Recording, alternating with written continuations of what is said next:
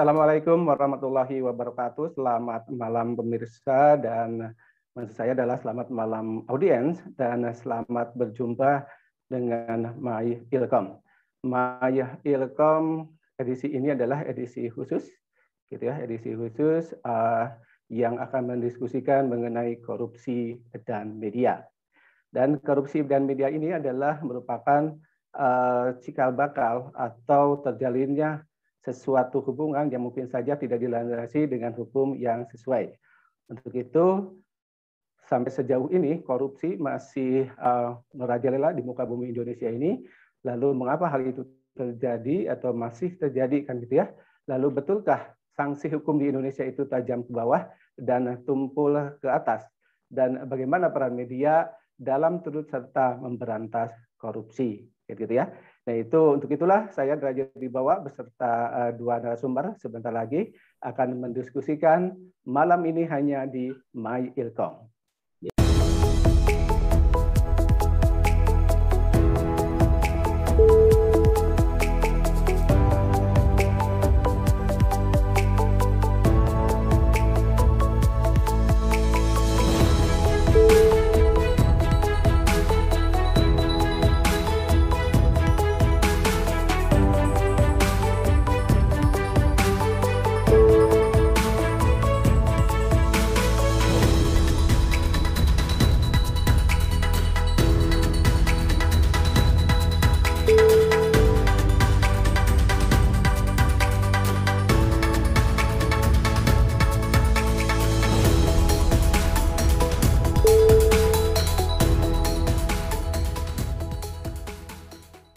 Baik, audiens, untuk malam ini saya sudah kedatangan dua narasumber yang tentu saja berbeda tempat, tetapi nanti akan mencoba didekatkan dalam satu pandangan apakah sama atau tidak, kan gitu ya. Baik, kita akan coba memperkenalkan narasumber yang pertama adalah Dr. Nanang Solihin MH, SH. Beliau adalah selain ahli hukum pidana dari Universitas Islam As-Sifiyah, juga advokat yang sudah terbiasa beracara di pengadilan. Halo, selamat malam Kang Nanang atau Pak Nanang. Malam Pak Dr. Rajat Wibawa. Terima kasih. Ya. Assalamualaikum warahmatullahi wabarakatuh. Oke, terima kasih Kang Nanang atau Pak Nanang. Sehat ya Pak ya? Baik. Iya, sehat ya. Terus Pak. Iya, oke. Narasumber yang kedua adalah Bapak Dr. Andes Maman Suparman, pemimpin redaksi kejaktimpolnews.com. Pak Maman ini sebelumnya juga pernah menjadi wartawan harian umum Gala, dan setelah Gala berubah menjadi Gala Media, menjadi pemimpin redaksi di Gala Media tersebut, gitu ya. Dan selain itu juga Pak Maman ini juga sampai dengan saat ini menjadi anggota PWI cabang Jawa Barat, yaitu anggota terlama mungkin ya nanti karena nanti seumur hidup menjadi anggota PWI cabang Jawa Barat ini. Assalamualaikum Pak. Halo Pak Maman, sudah bergabungkah? Halo, ada ya? Ada Pak Maman ya? Lagi koneksitas, tidak apa-apa ya, kita tunggu saja Pak Maman. Jadi audiens Kejak Impol ini atau Kejak Impol News ini adalah salah satu media yang mengkhususkan liputan-liputannya itu adalah berkaitan dengan dunia dunia kriminalitas. Karena itulah maka disebut Kejak Impol, kejaksaan, kepolisian, dan kehakiman. Nah itulah maka akhirnya disebut dengan Kejak Impol, gitu ya. Nah, halo Pak Maman, sudah bisa bergabung? Halo Pak Maman. Iya Pak Maman, mute-nya tuh harus diklik. Maaf. Ya, sambil menunggu Pak Maman, nanti audiens, saya juga nanti akan mengajak para audiens untuk ikut bergabung di kami di dalam dialog ini, dan nanti langsung saja melakukan raise hand. Nanti akan terlihat kira-kira siapa yang nanti akan bertanya. Oke, kalau begitu kita lihat dulu bumper berikut ini.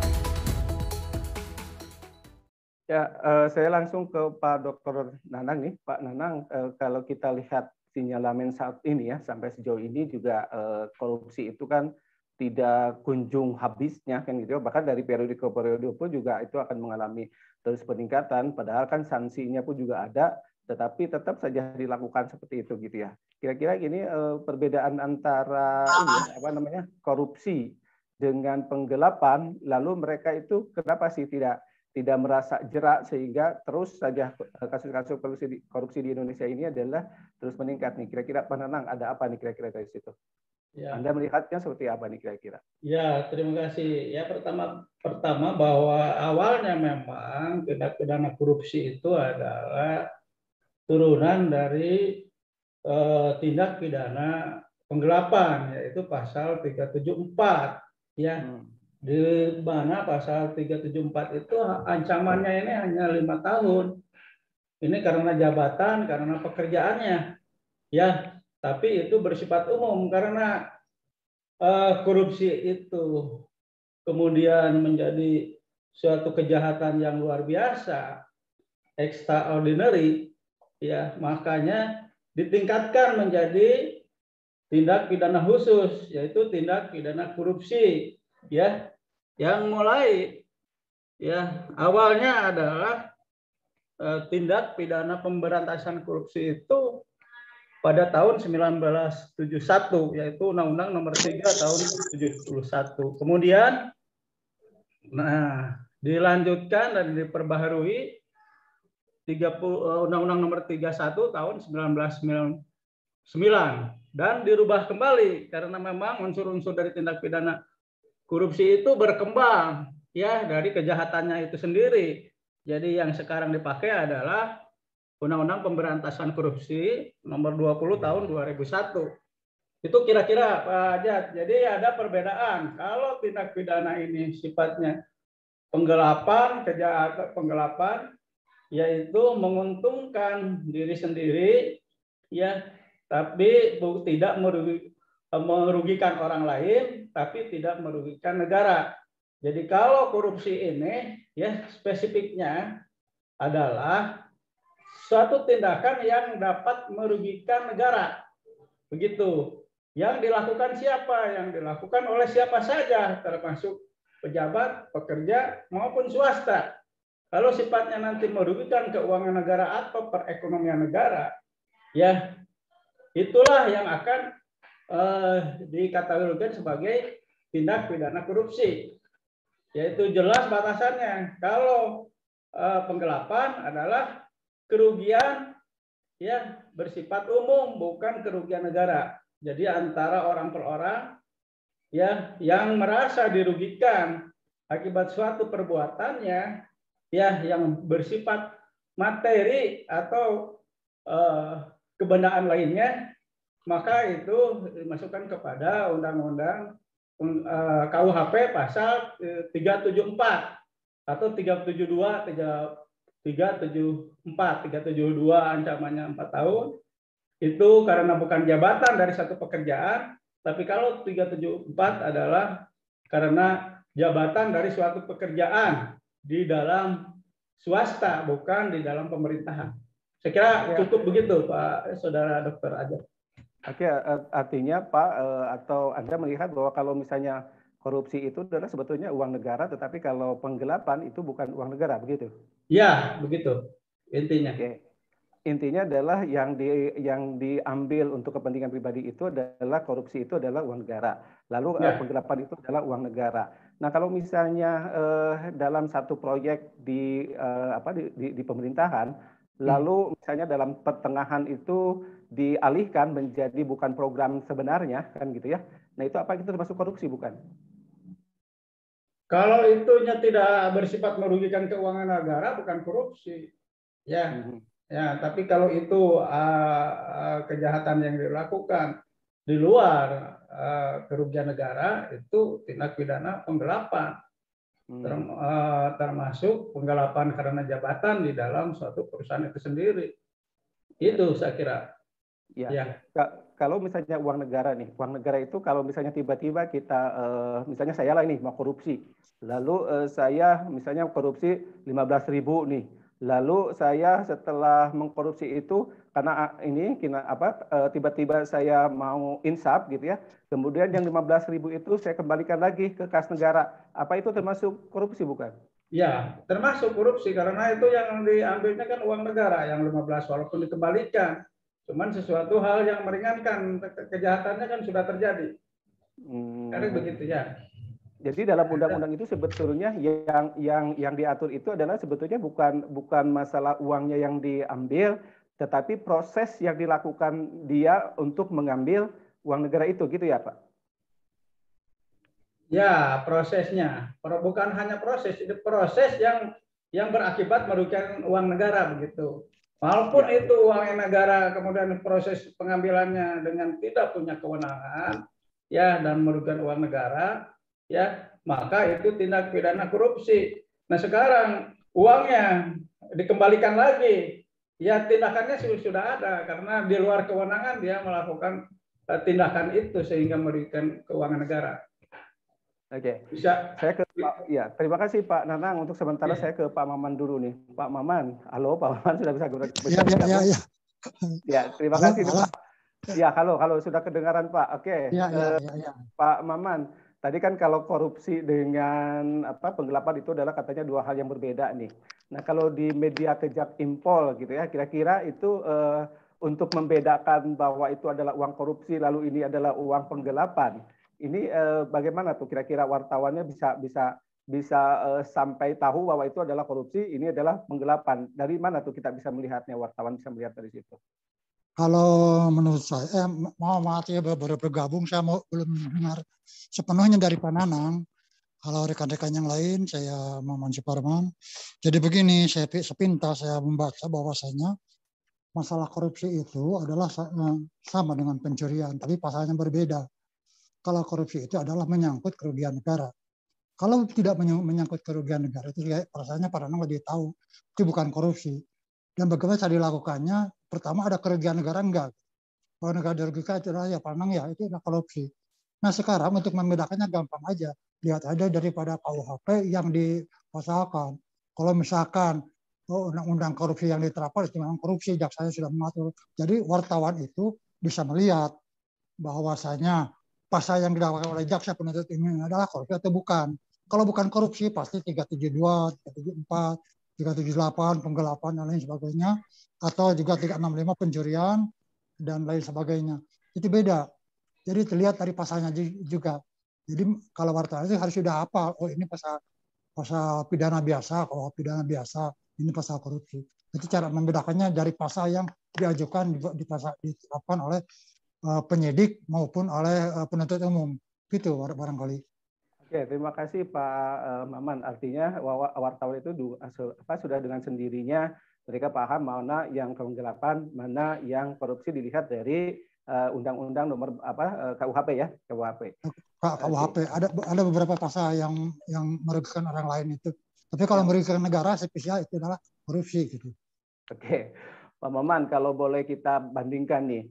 Wartawan itu biasanya lebih senang meliput berita korupsi karena kalau korupsi biasanya kan menyangkut pejabat korupsi. Ya. Lalu ada ini berita yang berkaitan dengan penggelapan. Nah itu biasanya wartawan lebih suka meliput yang pejabat yang terjeratkah atau yang masyarakat umum yang biasa ini terjerat juga?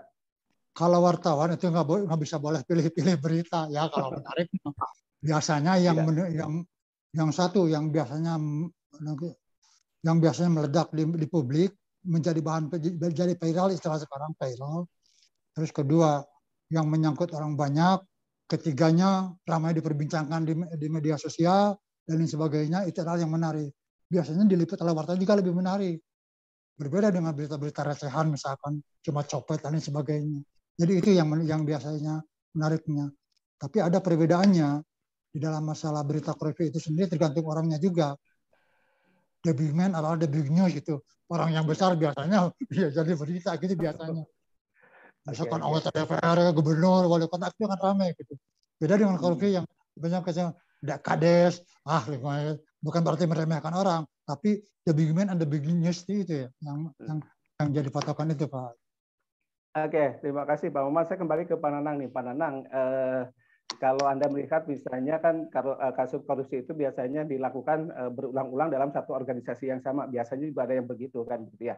Nah itu mengapa bisa terjadi? Apakah karena jeratan hukumnya yang tidak terlalu oke gitu ya, yang terlalu ringan sehingga terlihat sudahlah daripada daripada tidak punya uang mending kita korup, paling dihukum kan cuma ya paling 2 atau 3 tahun selesai kan gitu ya. Tapi uang yang tadi dikorupsinya itu kan bisa menghidupi keluarga dan organisasinya atau apapun itu sampai bertahun-tahun. Nah, bagaimana Anda melihat itu? Oh, jadi korupsi yang dilakukan berulang-ulang begitu ya? Maksudnya Pak Dr. Ajat? Halo? Halo Pak Dr. Ajat? Halo? Ya? Oh, masih ya. Oke, jadi gini. Singkatnya seperti apa kurang ini suaranya terputus-putus. Putus-putus ya. Oke. Ya malum ini di gunung ini. Ya, sekarang gimana? Sudah terdengar dengan jelas? Ya, baik. Oke, ya. Ya. Oke, jadi begini kan biasanya kan kasus dalam suatu ada beberapa yang berulang dalam organisasi yang sama kan begitu ya. Lalu mereka itu kan kalau dilihat dari prosesnya berarti kan harusnya kan tidak melakukan lagi korupsi itu kan begitu ya. Tetapi pada kenyataannya banyak yang dalam satu organisasi dari mulai ketua sampai sekretaris sampai berikutnya itu adalah korupsi kan gitu ya. Nah, menurut Anda melihat apakah karena jeratan hukumnya yang tidak oke, yang sangat ringan, sehingga ya sudahlah biarinlah mendingan kita mengambil hukuman 2 tahun saja, tapi kita sudah punya uang lebih banyak lagi, bisa menghidupi keluarga dan yang lain-lainnya, sehingga ya mendingan korupsi saja begitu. Ya. Nah, pandangan Anda gimana? Ya, maksudnya mungkin ini korupsi yang dilakukan oleh organisasi itu ya maksudnya ya oleh partai tertentu yang berulang-ulang dari ketua sampai bendahara sampai anggotanya begitu ya, atau lembaga satu instansi ya, yang dimaksud organisasi itu instansi pemerintah. Misalkan kenapa instansi ini saja yang muncul sebagai orang yang melakukan tindak pidana misalkan di lembaga departemen sosial misalkan, ada lagi muncul. Ada beberapa faktor yang menyebabkan hal itu terjadi.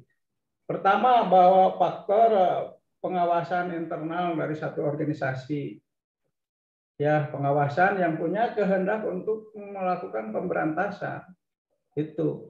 Yang kedua memang ya sanksinya ya yang dinilai mungkin tidak terlalu berat, ya sanksi yang diterapkan belakangan ini yang diputus oleh hakim, walaupun undang-undangnya itu menentukan hukuman maksimal sampai seumur hidup, sampai hukuman mati, ya, atau maksimal hukuman penjara 20 tahun kan begitu, ya sesuai dengan undang-undang yang berlaku. Hanya saja kenapa organisasi itu dia merasa percaya diri kalau dengan kelompok yang melakukan kejahatan ya mungkin akan lebih aman begitu dibanding perorangan, tidak ada yang membantu untuk menyelamatkannya. Kalau salah boleh ibarat itu seperti di satu hutan, ya singa mau menangkap kan bukan menangkap kelompoknya, tapi menangkap ya rusa yang sendirian, rusa yang lemah, begitu rusa yang ditinggalkan oleh kelompoknya atau rusa yang sakit. Dulu diibaratkan seperti itu. Tapi dalam hal ini, dalam satu organisasi, karena terutama ada kesempatan, ya, ada peluang, itu yang membuat tindakan itu berulang. Ya, kenapa itu bisa ada kesempatan? Ya, karena sistemnya di situ, ya, sistem keuangannya, misalkan tidak akuntabel, tidak terbuka, dan seterusnya, tidak diumumkan anggaran-anggaran ini ke publik untuk apa, dari mana, ya, sehingga publik bisa mengkoreksi untuk menghambat tidak mengulangi. Di samping tadi hukumannya memang harus maksimal, tapi kan maksimal yang dimaksud itu tergantung dari para penegak hukumnya sendiri. Ya, dalam hal ini jaksa, hakim, menentukan pasal berapa terhadap koruptor itu, hakim memutuskan berapa, ini lebih lebih ditentukan oleh kemauan dari para penegak hukum. Saya kira begitu.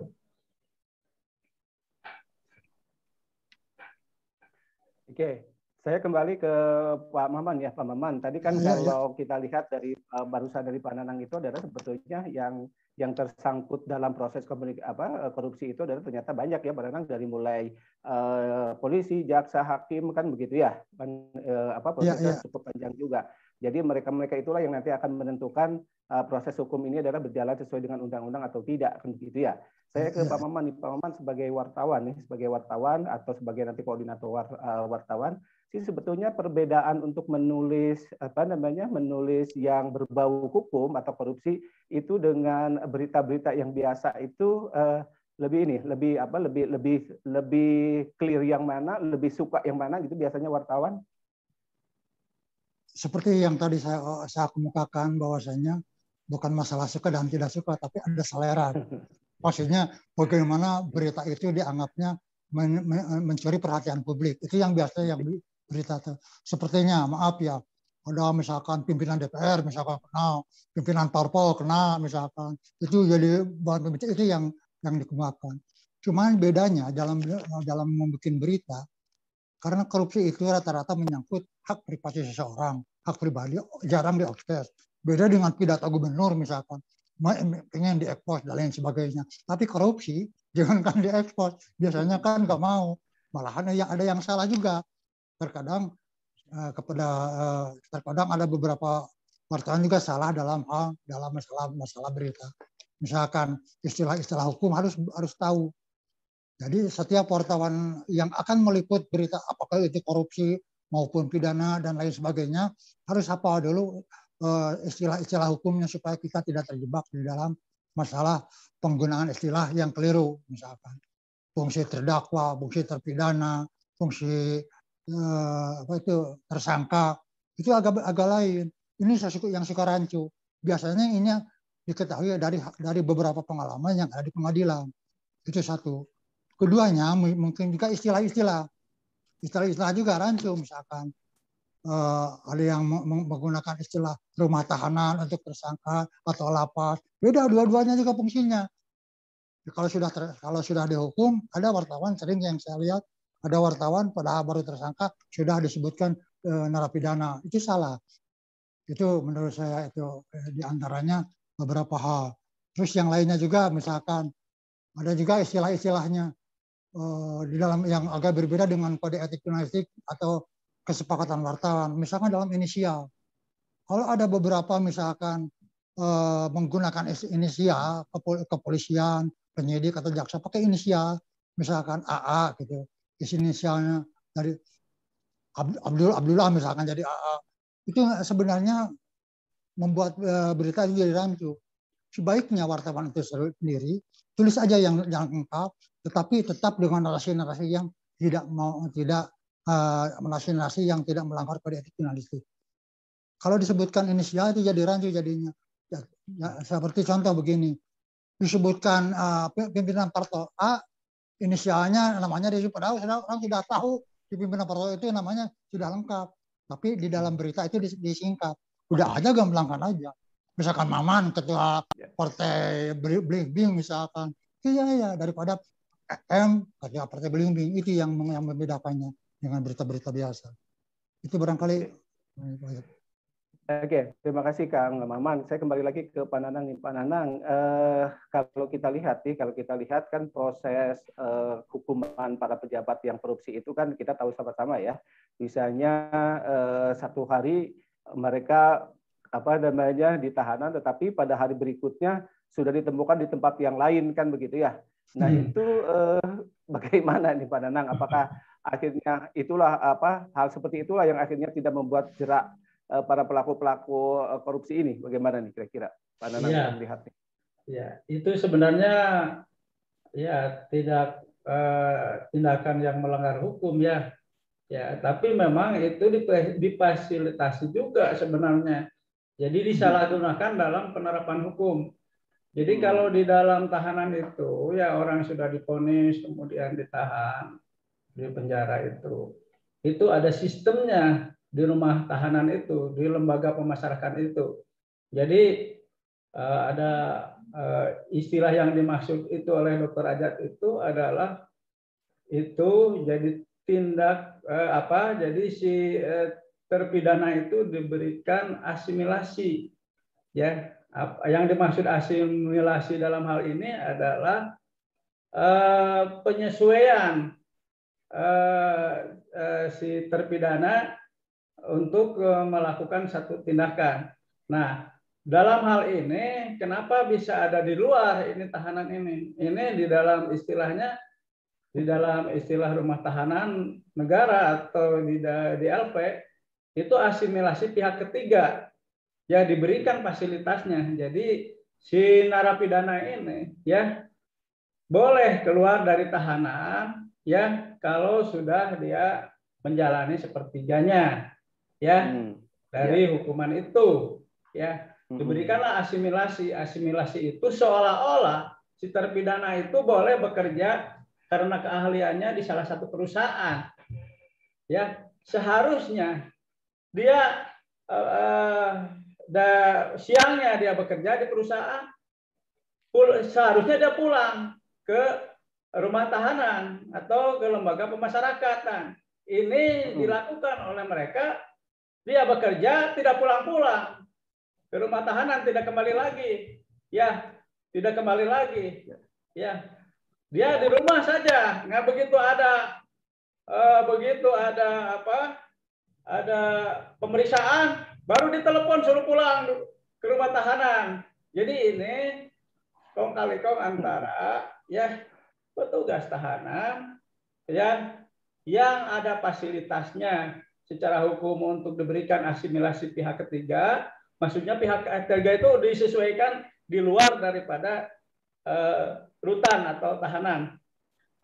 Di satu sisi dimanfaatkan oleh si tersangka untuk mendiami rumah saja atau pergi kemana-mana, seperti ada beberapa kasus Gayus, Setia Novanto, begitu. Ya, dia diberikan asimilasi. Dia di luar, seharusnya dia bekerja di satu perusahaan, ya, pulang bekerja balik ya ke rumah tahanan, bukan tetap di situ. Itu yang benar, itu pun harus melalui seleksi, penelitian, dan pengawasan. Itu begitu, Pak. Pengawasan ya. Ya. Oke, intinya adalah di situ kan ada seleksi, kemudian ada pengawasan. Kalau begitu siapa yang salah nih, Pak? Ya, kalau begitu yang salah artinya bukan kesempatan yang untuk diberikan aturan boleh asimilasi. Jadi kesalahannya ada di dua belah pihak. Jadi dari petugas yang memberikan asimilasi pihak ketiga kepada tersangka yang tidak dinilai tersangka kebaikannya atau keamanannya, satu sisi. Sisi lain bahwa setelah diberikan asimilasi pihak ketiga itu ya tidak dilakukan pengawasan dan tidak melakukan tindakan supaya si tersangka pulang ke rumah habis bekerja, gitu. Ya, ya saya jelaskan soal asimilasi. Ada asimilasi pihak ketiga. Kedua, jadi asimilasi itu ada tahapannya. Jadi ada asimilasi ke-1, dia tidak di kamar tahanan, dia boleh berkeliling di sekitar rutan. Itu asimilasi juga, penyesuaian dengan masyarakat. Ada tahanan itu boleh di luar gedung tahanan, di gedung, tapi di dalam pagar. Ini boleh tahanan di luar pagar, ya, karena dia keahliannya. Nah, ini yang harus dilakukan pengawasan. Justru cenderung yang diawasi itu yang di dalam, gitu, atau di luar, di dalam pagar, begitu. Yang ini tidak dilakukan pengawasan. Entah ada apa, kita juga tidak bisa berprasangka buruk, ya. Ada apanya, karena memang susah dibuktikan, tapi di kenyataannya seperti itu, Pak Jan. Oke, saya tanya ke wartawan, biasanya wartawan lebih lebih tajam matanya melihat sesuatu yang tersembunyi, barangkali orang lain mengabaikan. Nah, wartawan biasanya menelusuri itu. Nah, gimana nih Pak Maman, di Kejakimpol itu pernah menelusuri tentang itu gitu tidak Pak? Tentang kasus tadi Kong Kali Kong yang akhirnya Kong Kali Kongnya tadi Pak Nanang juga belum bisa berani menyebutkan siapa Kong Kali Kong itu, harus ada penelitian katanya begitu. Tapi mungkin wartawan Kira-kira bisa melihat itu bagaimana nih Pak? Sebenarnya bukan rahasia umum lagi. Saya juga sering ke rutan atau ke lapas. Di sana itu dari dulu, tapi entah sekarang ya, karena memang sekarang saya jarang meliput lagi. Dulu memang ada sistem mail.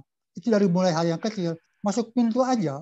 Dulu ini saya buka, masuk pintu LP atau rutan, mesti simpan KTP dan beberapa lembar uang.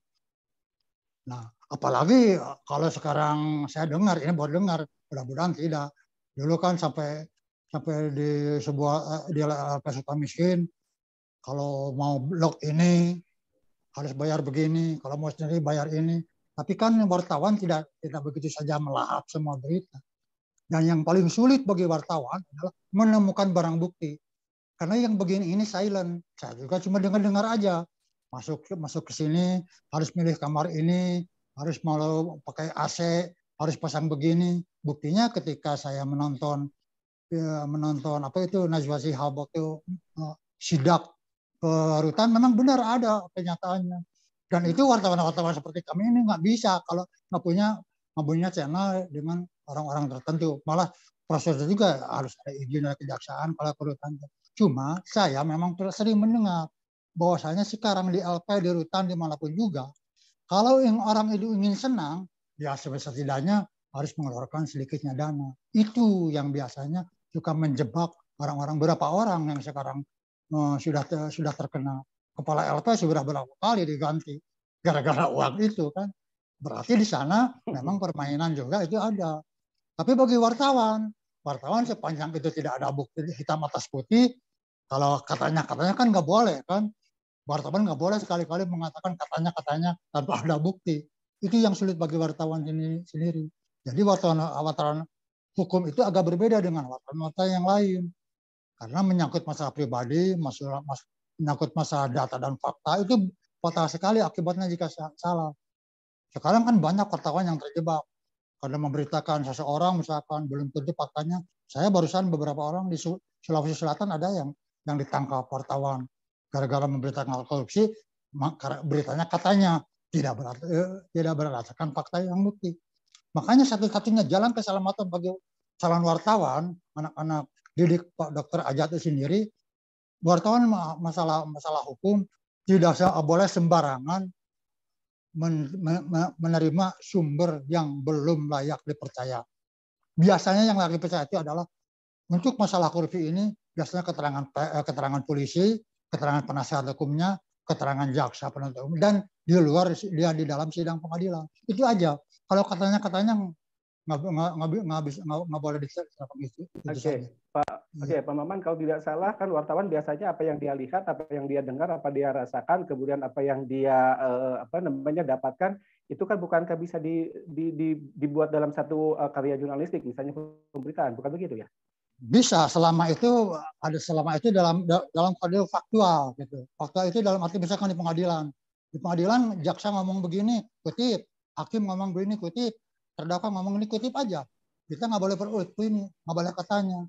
Tapi kalau kita tiba-tiba di luar ada yang bilang karena ada yang kesal dengan si terdakwa, lalu kepada wartawan bilang begini, Pak sebenarnya korupsinya bukan segitu, atau tapi saya punya data yang katanya korupsinya itu sekian ratus miliar, beda dengan dakwaan, nggak bisa begitu saja dikutip. Itu kan sebenarnya tidak resmi kan, kecuali kalau misalkan berita-berita di luar hukum, misalkan masalah olahraga, misalkan kita berwenang, misalkan wartawan kadang-kadang Persib butut juga nggak jadi masalah, konsekuensinya kecil sekali. Kalau kita dalam HL hari ini Persib main butut dibantai oleh Persija 5-0 misalkan, kata butut ini kan sebenarnya opini. Beda dengan pengadilan. Di pengadilan, kalau di pengadilan ada kalimat izin aja sudah beropini, makanya tidak boleh beropini. Misalkan terdakwa hanya dihukum 2 tahun, dengan kalimat hanya juga itu sudah melakukan opini. Sudah aja dihukum aja 2 tahun, gitu maksud saya. Jadi banyak jebakan-jebakan di dalam wartawan hukum itu sendiri yang harus paham betul. Tidak boleh sembarangan memuat tanpa ada fakta. Dan itu sesuai dengan kode etik.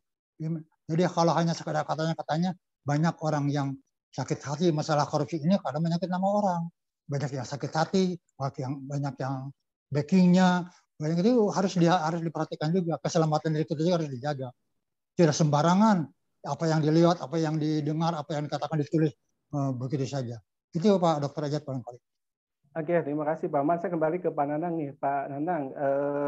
Sampai sejauh ini masih ada pandangan yang begini, bahwa hukum di Indonesia itu adalah tajam ke bawah, tapi tumpul ke atas. Nah itu maksudnya mungkin adalah penerapan aspek-aspek hukum untuk orang-orang yang di atas itu biasanya biasa-biasa saja, atau kalau yang pelakunya itu adalah menengah ke bawah itu biasanya diterapkan hukum secara sistematik. Apakah Anda melihat seperti itu, bukan Pak Pak Nanang? Ya, sebenarnya itu lebih cenderung ya kepada hal-hal yang sifatnya memang logis kalau ditinjau dari aspek sosiologi ya. Tapi kalau ditinjau dari aspek hukum memang tidak logis begitu ya.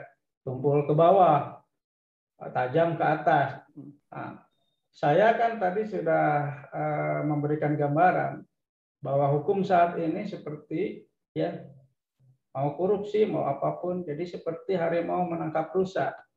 Jadi yang rusa ditangkap itu yang sakit, yang lemah, yang sendirian, karena lebih mudah. Nah, ya, kalau rusanya ada satu kelompok, dia nggak bisa menangkap karena kuat. Nah, dengan ilustrasi begitu, itu jadi terjadi kalau hukum ini tidak didorong dengan moralitas penegakannya, ya, tidak didorong dengan keinginan, ya, yang baik, ya, maka akan cenderung hukum itu agak tumpul ke atas, tajam ke bawah, gitu aja, ya. Jadi memang di sekarang orang memberikan gambaran tentang hukum itu seperti itu, karena kenyataan ada orang yang korupsi cuma 100 juta 10 tahun, ada yang misalkan cuma ada miliaran, hukumannya misalkan 3 tahun. Ya, tapi kita tidak juga bisa membaca apakah itu adil atau tidak, karena memang hakim ya yang memeriksa perkara itu, yang menentukan putusannya. Ya, jaksa dan hakim yang menentukan pasal, menentukan layak dihukum atau dituntut maupun diputus terhadap korupsi, bukan dinilai besarannya uang, ya, besarnya kerugian, bukan hanya itu, ya, karena apa yang dipikirkan oleh masyarakat, ya, dengan kenyataan dalam peradilan itu selalu berbeda, ya. Cuman secara sosiologi boleh saja, misalkan masyarakat menilai bahwa hukum itu misalkan ya tajam ke bawah, tumpul misalkan ke atas, boleh, karena itu penilaian dari masyarakat dan koreksi dari masyarakat. Untuk mencegah hal-hal itu memang harus ada peran serta ya dari masyarakat, peran serta dari media ya untuk terus mengkritisi hal-hal seperti itu supaya para penegak hukum seperti jaksa dan hakim ya memutus itu sesuai dengan porsi, sesuai dengan perbuatan yang dilakukannya, begitu ya, bukan tuduhan yang secara sosial sudah digambarkan bahwa tuduhan ini tindak pidana korupsi dengan kerugian yang besar. Itu kan pandangan sosial. Tapi kalau pandangan hukum tergantung fakta di persidangan yang dibuktikan oleh jaksa penuntut umum.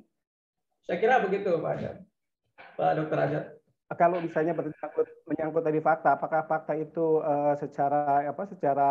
secara benar atau tidak benarnya itu juga kan masih menjadi debatable, karena kan bisa saja fakta pun juga akhirnya disembunyikan sehingga yang tadinya mau berniat untuk menghukum ringan ya akhirnya menjadi ringan juga, karena sebetulnya fakta dan data yang sesungguhnya menyangkut dia yang harusnya tinggi hukumannya disembunyikan. Apa bisa terjadi begitu?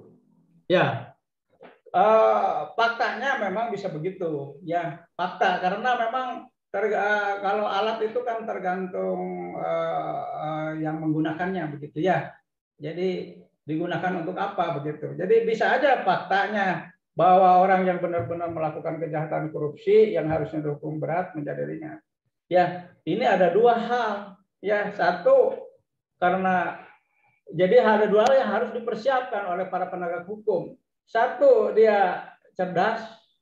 Dua, dia bermoral. Ya, kalau dia cerdas, tidak bermoral, bisa yang benar jadi salah, yang salah jadi benar karena dia cerdas untuk menentukan bahwa seseorang harus dihukum begini. Dengan kecerdasannya, ya, ya, karena dia tidak mau bermoral. Sekarang orang bermoral, orang saleh jadi penegak hukum, tapi tidak cerdas, salah menerapkan hukum. Orang yang tidak bersalah bisa jadi salah, atau sebaliknya orang yang salah bisa jadi tidak bersalah. Karena apa? Karena dia itu punya moral saja, tidak cerdas. Ya, kalau soal pendidikan kan sama semua. Orang-orang yang belajar awalnya dari hukum. Oleh karena itu hanya dua sisi saja untuk para penegak hukum itu, ya, adalah cerdas dan moralitas atau akhlak. Ya, itu kalau dua sisi ini bersatu, maka optimalitas penegakan hukumnya akan meningkat. Bukan berarti tidak ada kesalahan dalam penerapan hukum, dalam menentukan hukum, dalam menentukan orang dihukum berapa, bukan tidak ada. Ya, karena kalau kita ini kan di dunia ini relatif tidak mutlak selalu ada kesalahan. Jangankan ilmu sosial, ya, ilmu matematik juga ada kesalahan 0,5%. Kalau tidak ada kesalahan, roda juga tidak akan berputar. Roda itu berputarnya karena dihitung harus ada kesalahan. Bayangkan kalau misalkan ngepas sekali, mana mau muter dia. Saya kira begitu, Pak Dr. Ajat. Jadi sangat wajar ya kalau korupsi itu karena memang ada kesalahan-kesalahan di situ. Tapi nggak perlu jawab sama Pak Dadang dulu. Saya ke Pak Maman dulu. Pak Maman, singkat saja karena sebentar lagi saya akan mengajak para audiens untuk bertanya. Apakah wartawan juga menangkap tentang itu, Pak? Apakah hukum itu tajam ke bawah dan tumpul ke atas? Wartawan menangkap itu nggak, Pak? Memang cuma di permukaan itu memang begitu. Kadang-kadang wartawan sudah bisa menebak. Apalagi wartawan yang sering di pengadilan sudah bisa menerka apa yang terjadi sebenarnya. Misalkan begini, jika seandainya jaksa menuntut 10 tahun, lalu hakim memutus 2/3-nya atau sama, itu sudah dianggap wajar. Tapi tatkala jaksa menuntut 10 tahun, tiba-tiba hakim memvonis 3 tahun, nah ini ada apanya? Itu kan? Ya. Bukan apa adanya lagi, ada apanya lagi. Atau sebaliknya. Atau gini, ada juga begini, jaksa menuntut 10 tahun, tiba-tiba hakim 15 tahun. Padahal di dalam kunci, walaupun itu tidak tertulis, Dr. Nanang lebih tahu loh, ya, bahwasanya biasanya kalau jaksa penuntut umum dengan hakim itu sudah sependapat, sepagoda istilah bahasa Sundanya, sependapat dalam rapat hukumnya, sependapat dalam masalah pembuktiannya, biasanya tidak akan lebih daripada 2/3-nya. Kalau di situ 10 tahun, paling tidak 7 tahun atau 8 tahun. Sudah pasti itu meklop aja, diterima biasanya jaksanya begitu. Tapi biasanya kalau sudah gejlok, apa istilahnya, sudah jaksa menuntut 5 tahun, misalkan tiba-tiba oleh hakim diputus 10 tahun, nah ini jadi pertanyaan. Wartawan kadang-kadang juga mencium aroma yang tidak sedap. Apakah itu jaksanya atau hakimnya, nggak tahu lah. Tapi kan yang begini sulit dibuktikan, itu aja sebenarnya. Kuncinya itu sudah di sana. Tumpul ke bawah lautnya memang begitu keadaannya. Kadang-kadang kalau orang besar, itu pun curiga boleh saja wartawan, tapi curiga nggak boleh dimasukkan dalam berita juga kan.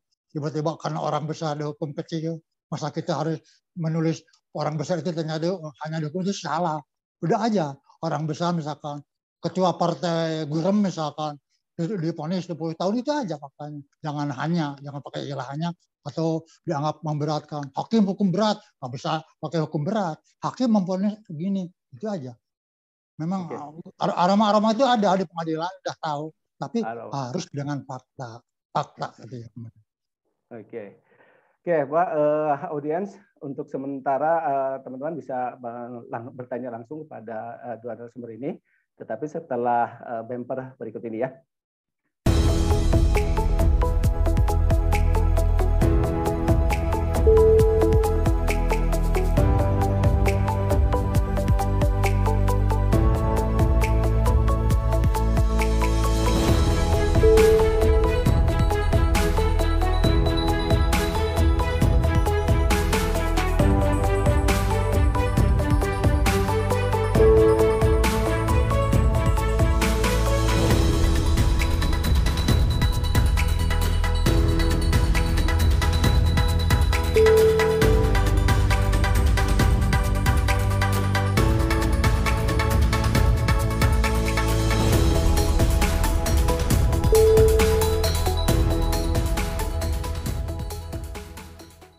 Pak Rudian, terima kasih karena Anda masih bergabung di My Ilkom edisi khusus. Silakan jika ada yang mau ditanyakan, silakan bisa raise hand langsung sehingga saya nanti bisa melihat siapa saja yang raise hand dan ditujukan kepada siapa pertanyaan itu. Monggo silakan. Sambil menunggu raise hand, saya bertanya dulu ke Kang Nanang ya, Kang Nanang. Kang Nanang kan walau bagaimanapun juga kan carut marut tentang penegakan hukum terutama korupsi itu kan tetap harus ada pihak-pihak yang mengawasi kan gitu ya. Nah, salah satunya adalah media massa. Nah, saya nanti bisa dari pernyataan di Pandangan seperti apa nanti kita konfirmasi ke Pak Maman. Nah, kira-kira di mana nih kira-kira letak media massa melihat carut marutnya hukum di Indonesia terutama tentang kasus korupsi ini. Silakan Pak Nanang. Sebentar ya, Naufal, jawaban dulu dari Nanang, dari Pak Nanang ini. Nanti saya langsung ke Naufal ya setelah ini. Silakan Pak Nanang dulu ya, Bangga. Ya, peran media ini sangat besar untuk menurunkan ya tindak pidana pemberantasan tindak pidana korupsi. Ya, jadi dengan adanya pemberitaan ini yang terus-menerus ya, yang lebih tajam ya, lebih membawa image kepada masyarakat bahwa korupsi itu merupakan suatu perbuatan yang sangat tidak terpuji. Ini peran media ini sangat besar, sehingga peran media yang terus dia menyuarakan tentang itu menjadi satu budaya.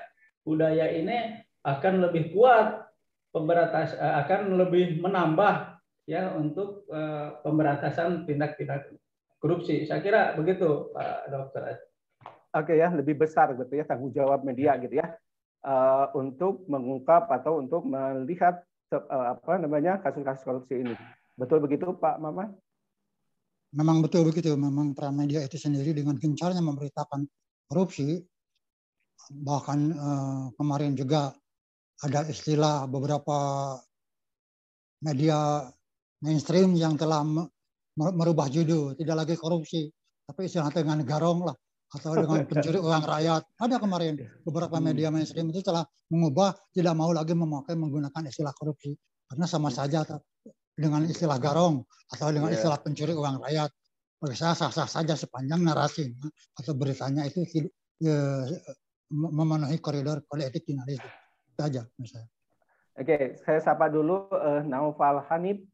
Silakan bertanya ditujukan kepada siapa. Langsung silakan Naufal Hanif. Oke, baik, sebelumnya terima kasih kepada Bapak Dr. Derajat yang sudah memberikan waktunya kepada saya, dan juga terima kasih juga atas penyampaian materinya tadi oleh Pak Dr. Nanang, juga Pak Dr. Andes Maman Suparman juga, materinya luar biasa banget. Saya sedikit ingin menyinggung ini Pak, saya ingin bertanya juga sebelumnya kepada dua sudut pandang mungkin yang agak berbeda nanti ya dari Pak Nanang dan Pak Maman juga mengenai tentang telah dibacakannya oleh Mahkamah Konstitusi kemarin pada tahun 2021 pada bulan April kemarin tentang uji materi pada tahun 2019 tentang UU nomor 19 tahun 2019 mengenai rancangan undang-undang KPK. Waktu itu kita sama-sama rekan-rekan mahasiswa juga sama melakukan kajian mengenai RUU KPK yang sampai saat ini juga mungkin kita sama-sama masih mengkaji, dan kita seringkali melakukan gugatan revisi mengenai undang-undang KPK yang telah kita layangkan maupun dari media maupun kita banyak yang turun aksi di jalan dan sebagainya. Terus poin-poin krusial dalam revisi Undang-Undang KPK dan RUU KPK sebelumnya juga banyak yang kita rasa banyak yang menghambat atau melemahkan kerja-kerja yang dilakukan oleh semestinya KPK gitu. Terutama pada pasal yang baru Undang-Undang revisi KPK pada pasal 47 tentang kewenangan menggeledah. Kita kan juga kalau kita bisa melihat dalam pasal tersebut bahwa KPK dalam menyita dan menggeledah juga harus izin tertulis kepada Dewan Pengawas, dan juga dalam pasal 12B mengenai penyadapan juga harus ada izin tertulis. Lalu di pasal 24 ini yang menurut saya cukup adanya degradasi tentang pegawai KPK karena menghambat sedikit independensi pegawai KPK karena harus jadi anggota ASN dulu gitu Pak. Nah, pertanyaan saya sih pandangan Bapak dan Bapak Nanang selaku ahli hukum pidana, dan Pak Dr. Andes Maman selaku wartawan senior lah gitu. Itu pandangan bagaimana? Lalu apakah kita sebagai mahasiswa, yang kedua kita melakukan hal-hal, menyikapi hal tersebut itu seperti apa? Apakah kita harus melakukan propaganda media khususnya, atau kita karena sebagai mahasiswa ilmu komunikasi, saya dari mahasiswa jurnalistik, dalam menyikapi hal tersebut kita mestinya seperti apa? Apakah kita melakukan propaganda atau kita bisa melakukan advokasi atau mediasi lewat jalur-jalur lain? Mungkin seperti itu Pak Derajat pertanyaan saya. Oke, terima kasih.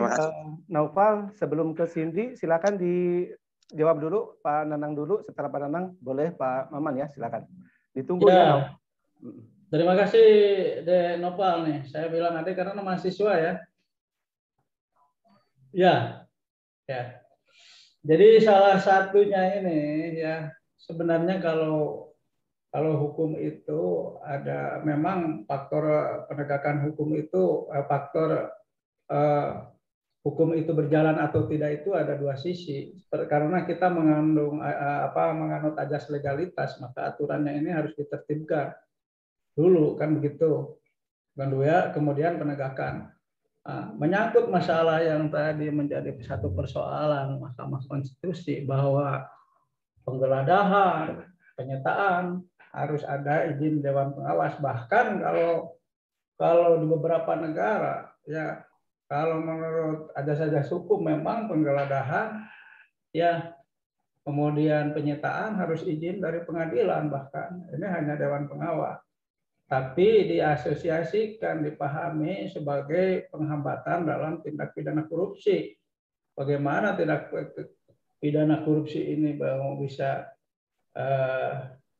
diproses, ya, keburu menghilangkan barang bukti. Kalau penggeledahan harus ada izin dulu, kan begitu. Ini kekhawatiran, ya, kekhawatiran.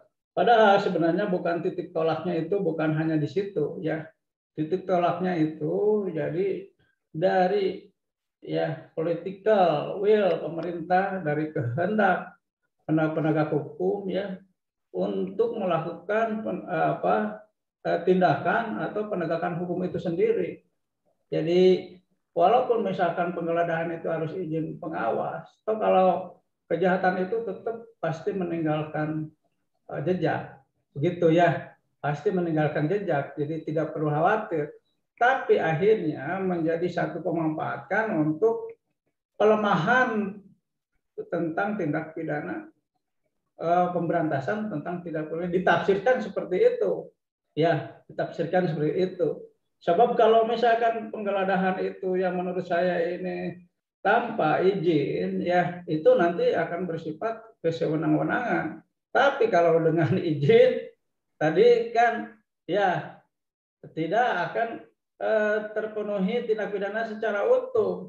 Padahal kalau orang melakukan tindak pidana korupsi itu lebih sebenarnya tidak terlalu susah ya, karena pasti terkejar, uang kan tidak hilang, pasti ada di seseorang, pasti bisa dikejar, bisa diruntut kejahatan itu. Sebenarnya begitu, karena KPK itu mengandalkan tertangkap tangan dalam proses dalam proses penyidikannya dan penegakannya, ya maka jelas akan barang bukti itu akan susah.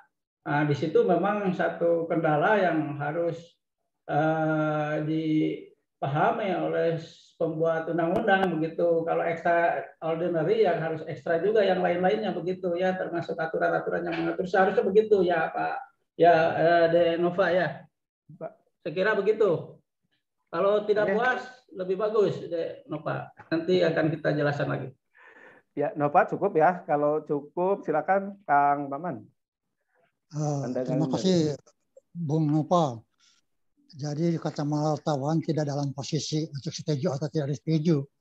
Posisi wartawan ya kalau saya bicara bahwa wartawan dalam posisi tidak setuju masalah misalkan, walaupun itu terkadang adanya perubahan suatu undang-undang jadi berbentuk KPK jadi direvisi lagi menjadi RUU, beberapa pos yang tadinya ada jadi tiada, misalkan Dewas yang tadinya tiada jadi ada seperti Dewan Pengawas, lalu beberapa pasal penggeledahan harus izin daripada Dewas dan sebagainya. memang ini juga menimbulkan pro kontra. Nah, di dalam ini posisi wartawan sendiri tidak menempatkan dia sebagai setuju dengan ini atau tidak setuju, tapi wartawan fungsinya memediasi. Silahkan tampung yang tidak argumentasinya apa, yang tidak setuju kenapa. Wartawanlah bagiannya untuk bertanya wawancara dengan pakarnya. Kenapa Anda tidak setuju? Tulis sesuai dengan fakta yang ada. Terus kepada yang setuju, wartawan juga wawancara. Kenapa Anda setuju? Tulis faktanya, argumentasinya, tulis di koran, seimbangkan. Itulah baru peran wartawan. Bukan wartawan masalah ikut-ikutan harus dia menjadi tidak setuju atau harus setuju atau tidak setuju. Itu yang saya anggap posisi sebagai wartawan tidak memihak, yang disebut Kooperatif Said itu yang begitu, berimbang. Jadi biarlah masalah itu berpolemik, itu terjadi masyarakat, tapi wartawan terus menyerap dari kedua pihak yang setuju dan tidak setuju. Itu barangkali Dr. Ajat. Mudah-mudahan tidak puas bagi Noval juga ya. Kita bisa panjang. Ya, tapi saya berikan kesempatan dulu ke Noval. Silakan Noval, mau dibantah nih atau gimana? Cukup. Mungkin sedikit Pak. Mungkin kalau buat tentang penyitaan atau penggeledahan maupun dalam penyadapan dalam pasal 12 bisa pasal 47 KPK kan, itu mungkin saya sedikit sepakat lah sama yang tadi disampaikan oleh Pak Nanang. Mungkin kalau dalam hal yang tentang pegawai KPK gitu Pak. Pegawai KPK kan di sini kan di UU yang terbaru dalam nomor pasal 24 itu diwajibkan ASN gitu Pak. Itu tuh dikhawatirkan oleh kami gitu, rekan-rekan, bahwasanya itu takut ada degradasi independensi KPK gitu Pak, pegawai KPK gitu Pak. Ya, kira-kira ini yang belum dijawab ya. Ya. Jadi begini, jadi hukum atau aturan ya, aturan perundang-undangan itu ya tidak terlepas dari pengaruh politik ya, karena hukum itu juga dibentuk oleh orang-orang politik begitu. Jadi kalau ada prasangka sosial seperti itu ya wajar-wajar saja dan mungkin bertendensi ke situ ya, karena kenapa mesti harus seperti itu ya, jangan-jangan kalau sudah dikurung di situ dia akan manut terhadap kekuasaan kan begitu ya. Ya, jadi hukum ini memang tidak terlepas dari politik, atau sebaliknya politik juga tidak terlepas dari hukum ya. Jadi kadang-kadang begitu ya, politik dalam hal ini ya kekuasaan kadang-kadang dipengaruhi juga oleh kekuasaan. Kekuasaan dengan tanda kutip, bukan hanya kekuasaan negara ya, kekuasaan di luar negara juga ada yang bisa membentuk hukum seperti apa seharusnya untuk melindungi kekuasaannya. Itu selalu ada begitu, Nova. Jadi tidak selalu sempurna. Makanya kalau itu memang dikaji secara mendalam dan harus dikritisi oleh mahasiswa, ya sebaiknya dikritisi begitu sampai kepada hal-hal yang mendekati kepada kesempurnaan, walaupun memang tetap ada peluang. Gitu. Saya kira begitu. Ya, Kang Maman, ada yang mau disampaikan tadi konfirmasi dari Noval. Saya masalah ASN sebenarnya semuanya akan kembali kepada orangnya itu sendiri. The man behind the gun kan gitu, tergantung orangnya. Karena bagaimanapun juga kita tahu semuanya bahwa jaksa, polisi, hakim semuanya ASN. Diatur dengan peraturan pegawai negeri. Semuanya ASN sebenarnya. Jadi andaikan sekarang KPK menjadi ASN, sebenarnya tidak boleh menghilangkan independensi. Toh hakim juga walaupun gajinya gaji ASN, walaupun di sisi lain ada tunjangan untuk hakim, tapi posisinya dia itu ASN. Jaksa juga ASN, polisi juga ASN, tapi tergantung orangnya. Barangkali itulah yang ini tergantung daripada etika dan sikap mental orang tersebut dalam menggunakan hukum ini. Itu barangkali utama dari saya. No problem sebenarnya ASN buat kita. Itu. Oke. Noval cukup ya, untuk sementara saya cut dulu Noval. Terima kasih banyak Pak. Ada mungkin sebentar ya, itu ditutup ini sehubungan dengan Pak Dr. Ranas Maman sebagai narasumber ya. Ini yang ditanyakan ini Noval itu sehubungan KPK ini adalah lembaga bukan, maksudnya karena lembaga yang dibentuk untuk menangani kejahatan extraordinary. Kalau begitu sudah saja pemberantasan korupsi itu kembalikan lagi kepada polisi dan kejaksaan ya.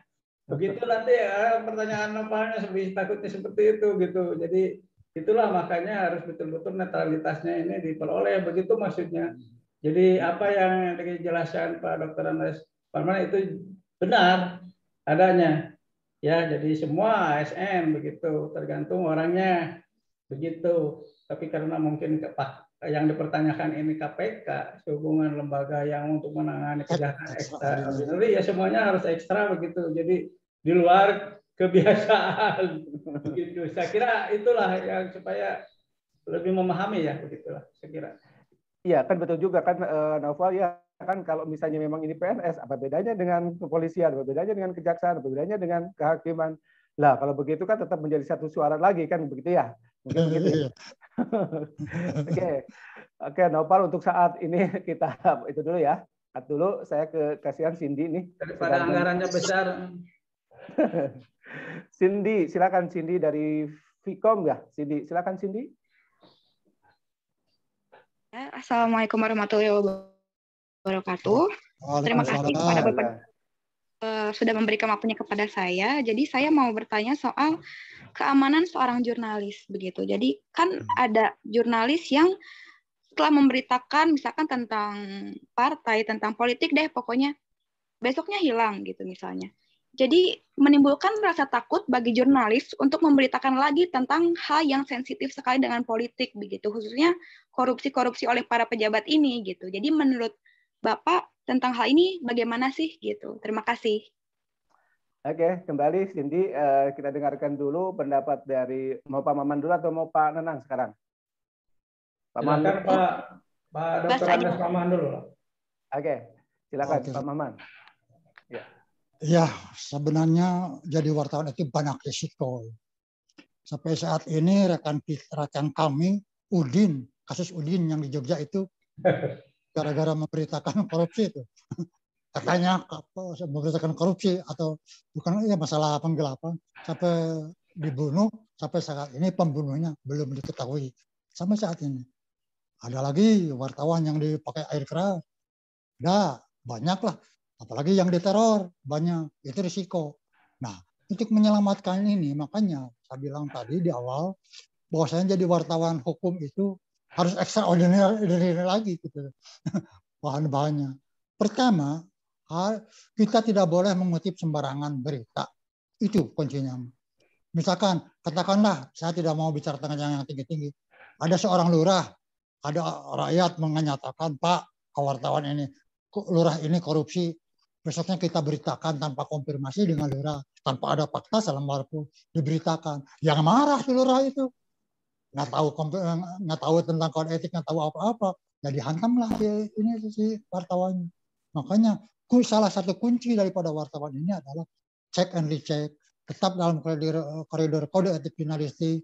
Keduanya harus bicara dengan fakta. Kalau wawancara sumbernya harus jelas, tidak berdasarkan katanya, harus berdasarkan fakta hitam atas putih. Kalau itu sudah clear semuanya, konfirmasilah kepada penyidiknya, kepada kepolisian, Pak, benarkah ada korupsi begini? Apa yang dikatakan oleh penyidik atau polisi, kutip seadanya. Lalu ke kejaksaan, juga begitu, kutip apa adanya. Kita jangan bermain beropini, apalagi memfoto. Inilah korupsi kelas kakap, dipoto. Ini rumahnya dipoto. Dan sebagainya. Jadi jelas ini akan menimbulkan masalah kemarahan. Karena masalah korupsi ini adalah masalah aib, masalah orang tercela, masalah kejahatan. Dan orang korupsi, terutama kalau korupsi kelas tinggi, biasanya banyak temannya, banyak koleganya, banyak bodyguardnya, banyak juga uangnya untuk menggunakan senjata itu adalah menggunakan uang itu adalah untuk menganiaya wartawan juga bisa. Makanya salah satu kunci jadi wartawan agar selamat harus faktual, seimbang, kepercayaan, faktu harus itulah.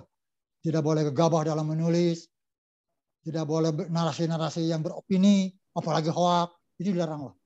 Itu barangkali bisa ditambahin oleh Pak Nanang. Silakan. Oke, silakan Pak Nanang. Nanti dengan ada siapa tadi? Tadi dari Cindy ya. Cindy ya. Oke. Ya. Jadi kata kuncinya Cindy Pak ini perlindungan terhadap wartawan ya. Satu tadi perlindungannya ya dari wartawan itu sendiri dalam cara membuat berita, cara memberitakan bukan cara membuat berita ya. Dalam memberitakan. Yang kedua perlindungannya dari wartawan itu sendiri ya harus visit, harus terus mengkritisi para penegak hukum. Kalau ada kejahatan terhadap wartawan itu harus ditindaklanjuti sampai tuntas. Ya, itu dibuat saja. Jadi semua ada kebersamaan untuk menyerang para penegak hukum, memberitakan supaya terhadap kejadian-kejadian itu ya terus dikembangkan begitu. Supaya ada efek kepada penegak hukum menuntaskan agar pelaku tindak pidana kepada wartawan, penganiayaan atau apapun itu bisa diproses sesuai dengan hukum yang berlaku supaya ada efek jerak ya bagi setiap masyarakat ya yang diberitakan oleh wartawan atau yang tidak suka atau yang tidak enak atau tidak sepaham dengan berita wartawan. Itu dari wartawannya itu sendiri ya. Harus begitu. Jadi harus ada kebersamaan, harus ada persatuan wartawan Republik Indonesia, persatuan dalam apanya? Gitu harus ada persatuan diantaranya dalam kebersamaan ya untuk terus memberitakan para penegak hukum kalau terjadi ada penganiayaan terhadap wartawan walaupun belum terjadi harus dibuat berita-berita itu tentang seperti itu. Itu adalah pengaruh dan dampak sosialnya bagi para penegak hukum untuk melakukan tindakan terhadap kejahatan yang melakukan kejahatan penganiayaan terhadap wartawan ya. Itu dari segi wartawan. Dari segi DPR dan MPR harus ada penguatan di dalam undang-undang pers ya. Bagaimana kalau ada penganiayaan terhadap wartawan ya dilindungi seperti apa? Apa wartawan diberikan pesangon? Apa wartawan diberikan fasilitas kesehatannya kalau terjadi? Apa keluarganya seperti apa? Dibantu kalau terjadi. Itu harus ada penguatan di dalam pembentukan hukumnya ya. Kemudian seperti apa kalau misalkan di dalam undang-undang pers itu kalau para penegak hukum tidak melanjutkan ya, apakah misalkan nanti dari segi undang-undang kepolisiannya polisinya dipecat ya atau diperiksa ya karena tidak melakukan penegakan tidak melakukan tindakan itu ya, selama itu ada unsur kesengajaan dan kesalahan dari pihak penyidik harus dilakukan penindakan begitu ya. Nah, kalau itu ada sinkronisasi, ada harmonisasi antara wartawan dengan pembentukan hukumnya, mudah-mudahan ya akan mengurangi terhadap adanya tindakan kejahatan terhadap wartawan ya, penganiayaan dan sebagainya. Sekarang bukan hanya penganiayaan, sekarang dibully orang, keluarganya yang diteror kan begitu. Bukan wartawannya, sekarang ada begitu. Begitu wartawannya, keluarganya yang teror begitu. Supaya ada unsur jerak. Nah ini untuk menghindari itu memang harus ada hukum yang mengatur ya. Dari wartawannya juga secara sosial harus betul-betul memblow up tentang itu dan memberikan tulisan-tulisan yang cukup memadai sehingga membuat orang takut untuk melakukan tindakan kejahatan. Saya kira begitu ya. Ya Cindy. Ya. Lawan aja gitu ya Kang ya. Lawan aja dengan tulisan-tulisan begitu ya Pak Maman dan Pak Nanang. Oke, saya ke Lina nih, Lina Karlina, silakan ada yang mau disampaikan atau ditanyakan ke dua narasumber ini, silakan. Setelah Lina nanti ada Fikri ya. Oke. Terima kasih untuk waktunya. Mungkin salam, saya dari Jurnalis UIN Bandung. Mungkin saya ingin bertanya Pak, karena ini mengenai korupsinya sendiri. Korupsi sendiri yang saya pahami itu kan penyalahgunaan mengenai kekuasaan pejabat publik untuk meraup keuntungan dengan memanfaatkan keadaan atau situasi tertentu gitu kan. Nah, pertanyaannya itu apakah si korupsi ini bergelut hanya dengan tentang sesuatu yang bernilai uang saja atau bagaimana? Karena saya rasa mungkin teman-teman juga bisa bisa merasa bahwa semua orang itu bisa berpotensi untuk melakukan korupsi gitu. Jika artiannya seputar seputar pencurian uang yang bukan haknya, seperti itu mungkin Pak. Terima kasih. Ya, langsung saja Pak gitu ya, udah terarah kepada saya ya. Delina, ya. Itu adalah salah satu unsur ya, bahwa unsur korupsi itu penyalahgunaan wewenang ya. Apakah uang saja? Ya, dalam tindakannya tidak berbentuk uang ya. Ya, bisa saja ya. Cuman dinilai kerugiannya itu dengan uang. Pertama itu. Yang kedua unsurnya merugikan perekonomian negara. Kan kalau perekonomian negara itu tidak uang. Ya, jadi ada tindakan ya dari para pejabat, dari pegawai negara, dari swasta, ya, dari siapapun yang tindakannya itu merugikan perekonomian negara bisa dilakukan sebagai orang yang melakukan tindak pidana korupsi. Jadi tidak itu ya, jadi tidak hanya uang ya, perekonomian juga, karena memang itu di dalam unsurnya begitu ya, bukan hanya uang. Saya kira Delina cukup ya. Mungkin akan dipertanyakan kalau korupsi waktu itu bisa nggak dipidana kan begitu, atau korupsinya hanya 1.000 perak bisa nggak gitu. Dan itu pertanyaannya ke situ ya. Kira gimana? Ya udah cukup ya. Iya baik Pak, terima kasih sudah cukup. Ya terima kasih Pak Maman, silakan ada komentar dulu dari pertanyaan Nina. Iya, sepengetahuan saya korupsi itu adalah menyangkut masalah keuangan pemerintah. Apakah itu dalam bentuk uang nominal atau dalam bentuk barang. Saya sependapat dengan Pak Dr. Nanang. Bahwasanya yang dinamakan korupsi itu tidak melulu hanya uang, tapi biasanya dinilai dengan uang. Ada salah seorang pejabat di Bandung misalkan dikasih Pajero, mobil Pajero. Itu bukan uang ya, Pajero. Tapi kan kena. Itu barang. Itu dikasih uang karena menyangkut masalah pejabat publik, pejabat pegawai negeri, merugikan keuangan negara, akhirnya kan dihukum juga. Walaupun bukan uang, cuma mobil. Gitu. Mobil itu ada kan di sini. Kita nggak perlu saya kemukakan orangnya lah, sudah pada tahu. Itu barangkali tambahan dari saya.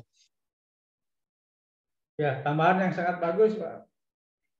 Oke, terima kasih.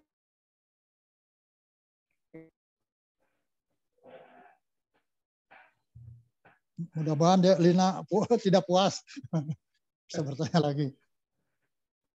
Ya, Fikri sekarang monggo giliran Fikri. Fikri di unmute dulu. Udah Pak, cek. Ya, Fikri sekarang, Fikri Hanafi. Ya. Baik, terima kasih waktunya pada sudah keterima, silakan. Baik, terima kasih waktunya Pak. Saya ingin bertanya. Jadi kan kita ini tahu tentang pemberitaan korupsi ini kan dari media. Nah, apa jadinya kalau misalkan terjadi komodifikasi media? Saya bertanya, apakah ini akan menjadi masalah substansif bagi wartawan sendiri atau jurnalistik, atau masih bisa menjadi harmonisasi hukum? Jadi mungkin ini lebih ke spesifiknya ke jurnalisnya Pak gitu, ke wartawan yang mungkin bekerja di salah satu media itu. Ketika misalkan ada komodifikasi media yang di mana media itu meraup keuntungan yang banyak terhadap pemberitaan korupsi ini Pak. Mungkin itu saja. Oke, langsung Pak Maman. Wah, untungnya besar banget dari berita korupsi ini Pak, monggo. Oh, jadi memang begitu. Sekarang memang sebuah perusahaan media sekarang sudah agak bias. Kalau menurut pendapat saya sekarang sudah sulit menentukan bahwa independensi daripada sebuah perusahaan media. Apa jadinya misalkan sekarang saya punya perusahaan, pemasoknya jelas, orang parpol misalkan, atau orang eksekutif atau legislatif, boleh-boleh saja kan pemodal orang parpol mengamodalin saya. Tiba-tiba dia kena misalkan. Apa jadinya wartawan tersebut memberitakan si pemasok pemodal itu, investor itu. Kan mungkin itu juga yang menjadi hambatan. Itu banyak. Saya tahu persis, oh ini mah latar belakangnya ini. Itu yang biasanya yang menjadikan koran tersendiri, istilah bahasa Sundanya mengirung atau sengau lah, atau nggak bisa suara lantang. Karena memang banyak dipengaruhi oleh faktor-faktor subjektif di belakangnya. Itu memang saya tidak dialami. Berbeda dengan wartawan-wartawan yang betul-betul independen. Pemasarannya sendiri, kerjanya sendiri, kode etiknya dijalankan, wartawannya juga mapan, tidak tergoda oleh yang lain-lain. Itu yang biasanya beritanya suka clear di dalam menyajikannya. Tapi biasanya kalau wartawannya sekarang banyak yang tergoda, terus pemasok modal perusahaan tersebut juga adalah orangnya yang saya dikenal baik. Bagaimanapun juga ada nilai subjektif dalam diri wartawan. Tanggung itu yang sebenarnya hambatan-hambatan psikologi yang ada dari seorang wartawan terhadap penulisan sebuah media. Gitu. Yang bebas itu tidak ada kata apa-apa. Si A dikorupsi, beritakan apa adanya. Si B korupsi, tidak beritakan apa adanya. Walaupun itu dikenal. Tapi dalam masalah-masalah ini adalah faktor subjektivitas wartawan itu semoga dihilangkan pelan-pelan. Itu memang terasa. Betul, pendapat daripada siapa yang tadi namanya? Fitri. Betul, itu. Memang terkadang jadi banyak hambatan psikologis bagi wartawan jika saya menemukan hal-hal begitu. Lihat aja di berita-beritanya. Ya. Itu aja barangkali bisa dipertimbangkan. Ya. Itu media partisan ya Pak ya. Kalau itu ya, biasanya media partisan mungkin ya. Itu, partisan. Ya. Silakan Pak Nanang yang mau sampaikan. Ya. Saya hanya waktu kita tinggal 8 menit lagi. Ya. Bagus, hanya mengomentari harmonisasi saja Pak Dr. Ajat ya. Yang tadi dipertanyakan sama Fitri. Jadi harmonisasi itu harus ada begitu ya. Harmonisasi hukum dengan media itu harus ada sehingga menimbulkan muncul satu penegakan hukum yang optimal. Saya kira itu saja sebenarnya harmonisasi. Nah, kalau tadi dibicarakan ada kendala-kendala, tentu selalu ada kendala, selalu ada celah. Saya kira begitu saja Pak Dr. Adam. Oke, terima kasih Pak Nanang dan Pak Maman. Sekarang ada 2 pertanyaan lagi, tapi singkat, padat, jelas karena waktu kita tinggal sekitar 6 menit lagi. Silakan Yazid, singkat, padat, kemudian setelah itu baru Jai juga sama singkat, padat ya. Ditujukan kepada siapa? Monggo. Oke, sebelumnya izin bertanya kepada Bapak Maman dan juga Bapak Nanang. Sebenarnya sejauh mana sih peran Presiden dalam pemberantasan tindak pidana korupsi? Karena sejauh ini saya melihat Presiden ini seolah takut atau tidak mampu untuk mencoba mengintervensi atau mengevaluasi hukuman yang ada gitu dari tindak kasus korupsi yang akhirnya selalu ada gitu di Indonesia. Karena bukankah Presiden